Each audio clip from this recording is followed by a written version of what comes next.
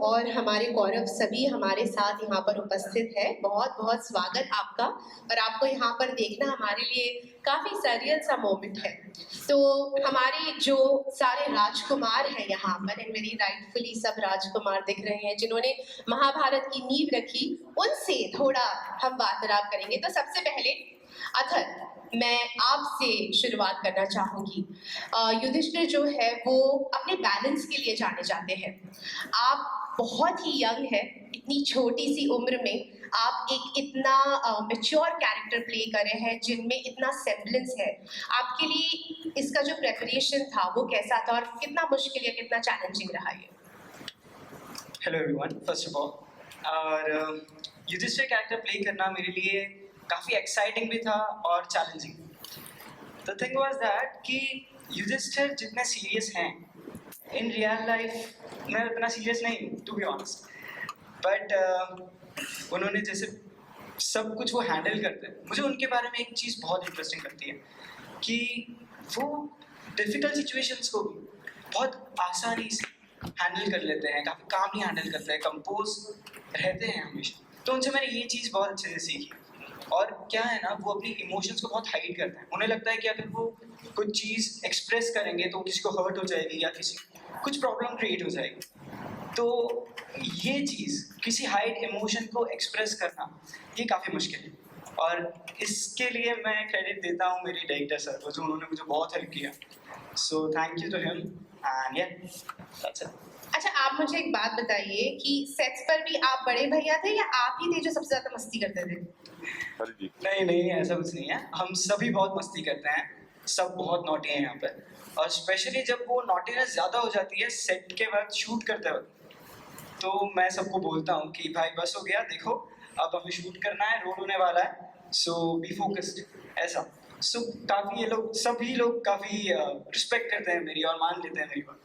इतने इमोशनल है अपनी फैमिली को लेके, अपने भाइयों को लेके और धर्म को लेके। तो वो जो भी है क्वालिटी वो सब मेरे अंदर भी है। क्योंकि अगर कोई मेरे भाइयों पे ये सबके बारे में, शिव दुर्योधन हो, दुशासन हो, या फिर इनमें से किसी को भी कोई कुछ कह देता है ना, मैं बोल देता हूँ भाई कैसे बोल रहा है, क्यों, मैं टच भी नहीं करने देता। तो मतलब मेरे अंदर वो हर खूबी है जो मतलब भीम के अंदर है। मुझे खाना बहुत पसंद है, मुझे एक्टिविटीज़ करना बहुत पसंद है, तो वो सब चीज़ है।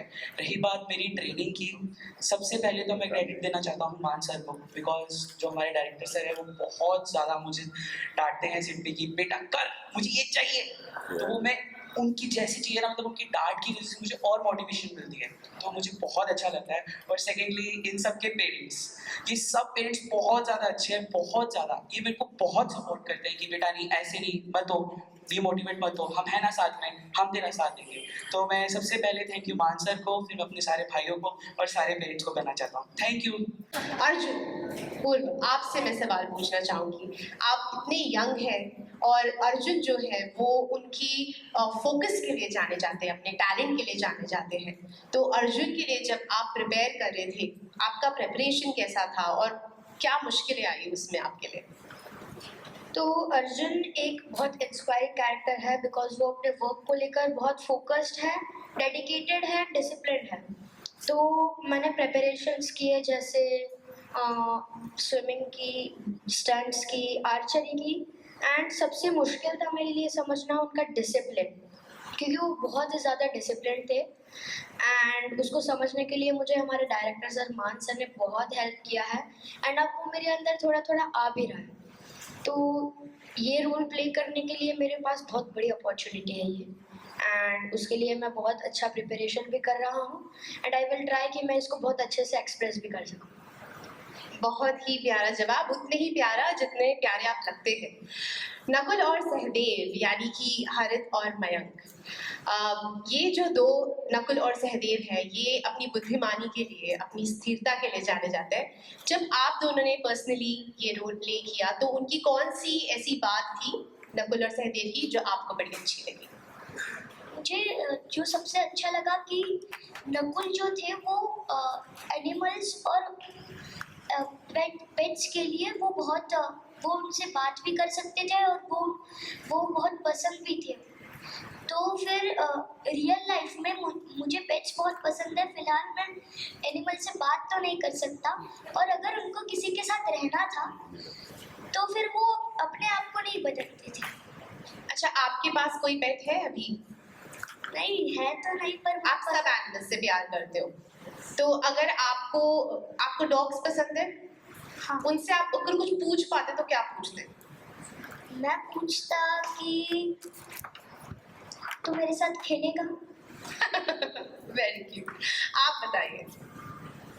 मुझे सदैव की एक बात बहुत अच्छी लगती है कि वो बोलने से पहले हमेशा सोचते हैं और फिर अपना जवाब दूसरों के सामने रखते हैं। सदैव का मानना है कि उचित समय पर कही गई उचित बात की गरिमा अधिक होती है। क्या बात है, इतनी छोटी उम्र में आपने ये सीख लिया है। इतनी छोटी उम्र में आप इतना स्ट्रॉन्ग कैरेक्टर प्ले कर रहे हैं, उसमें इतना एटीट्यूड है, इतना एंगर है, और आपकी उम्र उस सभी के सामने काफी कम है। आपको एक अलग पर्सपेक्टिव लगा? आपको प्रिपरेशन में कैसा लगा? एक्चुअली मुझे दुर्योधन का कैरेक्टर प्ले करने में बहुत अच्छा लगता है, क्योंकि आज से पहले मैंने सारे पॉजिटिव कैरेक्टर्स किए हैं। ये मेरा पहला नेगेटिव कैरेक्टर है, और कोई भी नेगेटिव कैरेक्टर करने में आपको ज़्यादा डिफ़िकल्टी होती है, आपको ज़्यादा समझना पड़ता है, क्योंकि जो पॉजिटिव कैरेक्टर्स होते हैं वो हमेशा सब कुछ अच्छा करते हैं, तो ऑडियंस को लगता है, ऑडियंस को अच्छे से पता चल जाता है कि ये अच्छे हैं। लेकिन जब नेगेटिव कैरेक्टर होता है तो उसे खुद से ही ऐसा एक्टिंग ओरिजिनल करना पड़ता है कि जो ऑडियंस है उससे आप पे एंगर आना चाहिए, आप पे गुस्सा आना चाहिए, ऐसा लगना चाहिए कि ये ऐसा क्यों कर रहा है, मन हो तो मैं इसे कुछ बोल दूं। ऐसे आपको अंदर से करना पड़ता है कि ऑडियंस को आप नेगेटिव कैरेक्टर लगो। तो ये मेरा पहला नेगेटिव है, इसलिए मुझे ये सब करने में समझ नहीं आता था। तो जैसा कि युधिष्ठिर भैया भी अर्जुन ने बताया कि मान सर ने उन्हें बहुत हेल्प की, वैसे ही मुझे भी बहुत हेल्प की है मेरा स्टेट ऑफ माइंड कैरी करने के लिए, परफेक्ट एक्सप्रेशंस के लिए। तो मैं उन्हें बहुत थैंक यू कहना चाहता हूँ। फिर मैं मेरी मम्मी को थैंक यू कहना चाहता हूँ, वो भी मेरी बहुत हेल्प करती हैं। तो बस आगे क्या बात है। और जी हाँ, वेल डिजर्व। जोरदार तालियां हो जाए, आधी अधूरी तालियां हम एक्सेप्ट नहीं थैंक यू। अच्छा, मैं आपसे पूछना चाहती हूँ, रियल लाइफ में आपके अंदर का दुर्योधन बाहर आता है? ऐसे कॉम्पिटिटिव हो जाते हैं आप? हाँ, कभी कभी होता है, जब ग्रुप गेम्स होती है तो मुझे तो अंदर से फीलिंग आती है कि मैं ही जीतना चाहिए, मैं कभी हारूंगा नहीं। ऐसे ही कभी कभी मम्मी भी मुझे बोलती है कि तेरे अंदर का दुर्योधन बाहर आ गया है, थोड़ा शांत कर, कैरेक्टर में घुस गया है। तो होता है, वो शिफ्ट होता रहता है, लेकिन वही मुझे स्क्रीन पे भी अपना दिखाने के लिए बहुत हेल्प करता है। क्या बात है, क्या बात है। अच्छा, शौर्य, हमारे दुशासन, आप मुझे बताइए कि एक राजकुमार है आप, और एक बहुत ही चैलेंजिंग रोल आपको प्ले करने का मौका मिला है एक छोटी उम्र में। आपका जो पूरा प्रिपरेशन था वो कैसा था? आपका एक्सपीरियंस कैसा रहा? तो पहले good afternoon everyone. Good afternoon. जो ये कैरेक्टर है मेरा दुशासन का, मुझे ये बहुत पसंद है, क्योंकि दुशासन एक स्पेसिफिक चीज़ के लिए मतलब जाना जाता है। दुशासन ने जब किया था तो उसी चीज़ के लिए मतलब कंटिन्यू जाना जाता है, लोगों को उसके बारे में और कुछ नहीं पता। अगर जब भी मैं अपने बोला कि दुशासन का मैं कैरेक्टर कर रहा हूँ, तो दे वर सेइंग कि अच्छा ये दुशासन, वो जिसने ये किया था। सो आई वाज थिंकिंग ऐसा नहीं है। मैंने मतलब तभी से सोच लिया कि बचपन में, अभी मैं रोल कर रहा हूँ दुशासन का, तो उसमें जो इमोशन था, जो लोग मानते हैं कि वो बहुत एंग्री थे, अपने भैया के लिए लॉयल थे, वो सही है। ब्लाइंडली वो सपोर्ट करते थे अपने भैया को कि जो भी उनका भाई, बड़े भाई कहेंगे वो सही होगा, that will be right path for him. तो मेरे को दुशासन की ये बहुत अच्छी चीज़ लगी कि he was loyal to his brother. क्या बात है, बहुत अच्छी बात कही है शौर्य ने, बहुत ही अच्छा पक्ष सामने लेकर आया, बिल्कुल सही। अच्छा, जो हमारे पांडव है, हमारे कौरव हैं, आप मुझे सच एक बात बताइए, ऐसे सेट पर जब आप लोग खाना खाने बैठते थे तो एक साथ खाते थे, ऐसे अलग अलग ही बैठ जाते थे? एक साथ, हाँ, ऑफ कोर्स एक साथ। एक्चुअली हम जब खाना खाने बैठते हैं तो पता ही नहीं चलता कौन किसकी साइड है। हम सब में से थोड़ा थोड़ा सब चख लेते हैं और मस्ती करते हैं। फिर उसके बाद बहुत सारी मस्ती करते हैं, गेम्स खेलते हैं।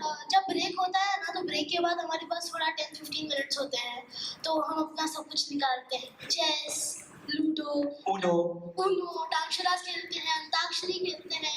वो मतलब लगता है कि ये पांडव और कौरव अलग नहीं है, मतलब वो एक ही ग्रुप है। बच्चों का ग्रुप जो पूरा टाइम हंसता खेलता रहता है, मस्ती करता है।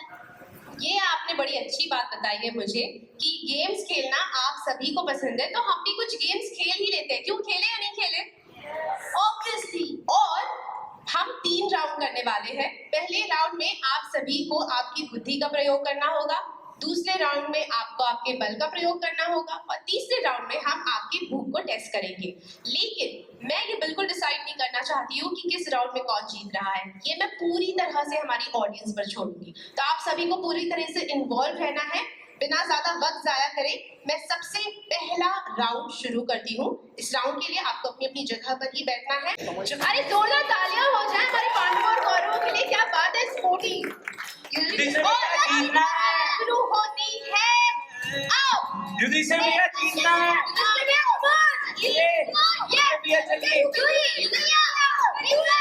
युधि भैया चलिए। यस यस युधिष्ठिर भैया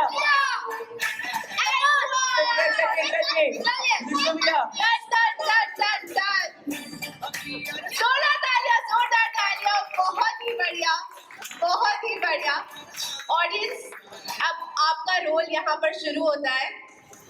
आपको आवाज करनी है, ठीक है? मैं सबसे पहले मैं नाम लूंगी, अगर आपको लगता है उन्होंने सबसे ज्यादा पुशअप्स किए तो आप थोड़ी सी आवाज करना। ऑलराइट, क्या आपको लगता है दुर्योधन ने सबसे ज्यादा पुशअप्स किए? शाबाश शाबाश। क्या आपको लगता है युधिष्ठिर ने सबसे ज्यादा पुशअप्स किए?